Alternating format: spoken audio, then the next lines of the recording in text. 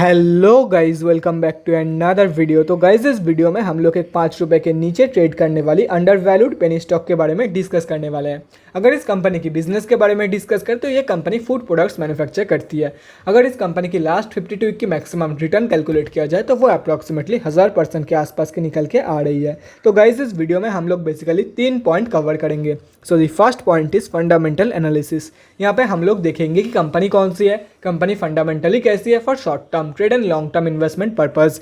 Second point is volume analysis. Volume को analyse करके हम लोग फ्यूचर ट्रेंड के बारे में अंदाजा लगाने की कोशिश करेंगे। And the third point is technical analysis. यहाँ पे हम लोग डिस्कस करेंगे डिफरेंट टेक्निकल्स के बारे में, मतलब कहाँ पे आप लोग बाई करके चल सकते हो एंड क्या आप लोगों की टारगेट रहने वाली है फॉर स्विंग ट्रेडिंग पर्पस।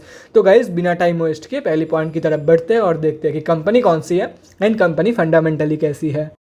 तो गाइज यहाँ पे आप लोग कंपनी का नेम देख सकते हो। कंपनी का नेम है एसबीसी इंडस्ट्रीज लिमिटेड और ये कंपनी जो है वो फूड प्रोडक्ट्स मैन्युफैक्चर करती है। अगर कंपनी के बारे में आप लोगों को कोई भी चीज़ डिटेल में जानना है तो कंपनी के वेबसाइट में जाके आप लोग डेफिनेटली चेक कर सकते हो। कंपनी सिर्फ और सिर्फ बीएससी में लिस्टेड है। 64.6 करोड़ के आसपास की कंपनी की मार्केट कैप है।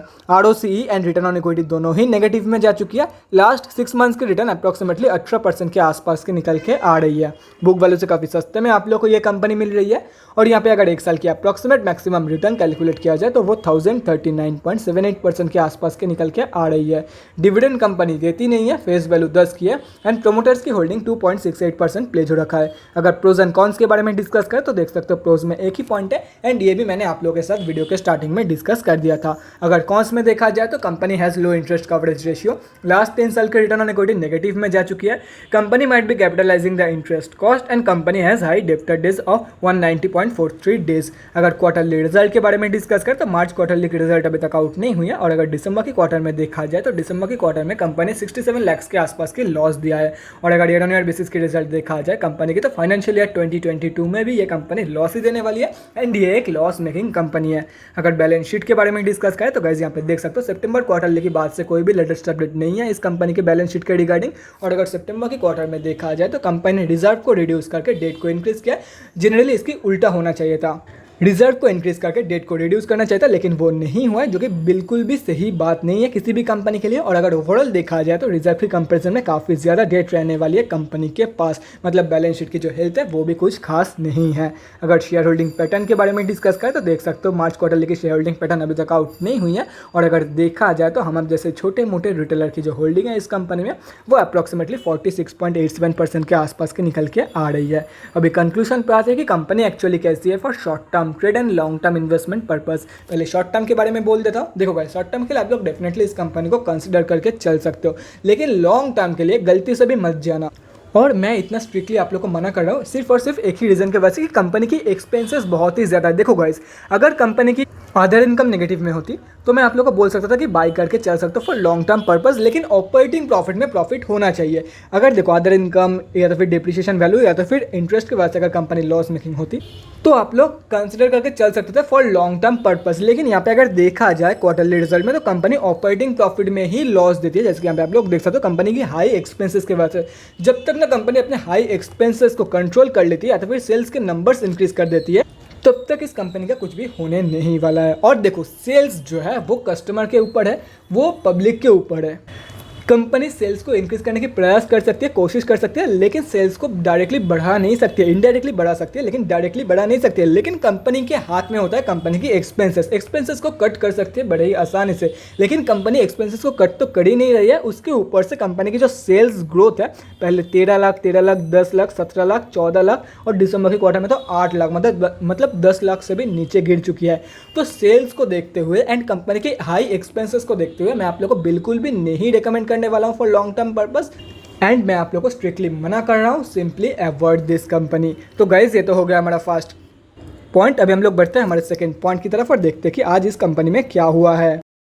तो गाइज यहाँ पे हम लोग आ चुके हैं बीएससी के वेबसाइट पर और ये कंपनी जो है वो बीएससी के ग्रुप एक्सटी में लिस्टेड है। अभी जिन लोगों को नहीं पता है उन लोगों को मैं बताया था, बीएससी के ग्रुप एक्सटी में जितने भी सारे कंपनियां लिस्टेड होती है उनमें इंट्राडे ट्रेड लेना अलाउड नहीं होती है। मतलब डिलीवरी परसेंटेज तो 100 ही निकल के आएगी। बाकी अगर बात करें ओवरऑल ट्रेडेड क्वांटिटी की तो वो अप्रॉक्सीमेटली 38,696 क्वांटिटी के आसपास की निकल के आ रही है। अभी हम लोग को देखना ये है कि ये जो 38,696 के आसपास की वॉल्यूम निकल के आई है कंपनी में, क्या ये कंपनी के एवरेज वॉल्यूम है, एवरेज से ज़्यादा है या एवरेज से कम। और वो हम लोग को पता चलेगा BSC के डेली चार्ट पे। तो गाइस बिना टाइम वेस्ट के BSC के डेली चार्ट की तरफ बढ़ते हैं और देखते हैं कि वॉल्यूम का क्या सीन है, एंड उसके साथ साथ हम लोग स्विंग ट्रेडिंग लेवल्स के बारे में भी डिस्कशन करेंगे।